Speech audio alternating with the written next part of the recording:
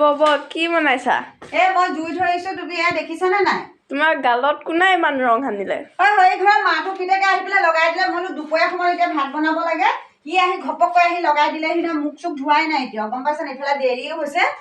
কিহে বনাইছানো ভাত? আজি ফাকুৱা নহয় জানো, নিৰামিষে বনাম, তাকে খাব লাগিব। মই নাখাওঁ। নেখালে নাই ছোৱালী, এদিনত ৰেহাই হ'ব নোৱাৰে। নেখালে নাই, যা যা যা। ভালে হৈছে গম পাইছা নে? মাকজনী নাই নহয়, মাকজনী থকাটো পেপে কৰিলেহেঁতেন। যোৱা, নেখালে নাই, যোৱা। মই যাম জুই ধৰি পেলাই মই কেনেকে জ্বলাব লাগে এতিয়া ক'লেও নুশুনে, গম পাইছা নে? মাছ মাংস নহলে দিন নহলে তাই ভাতেই নাখায় মানে।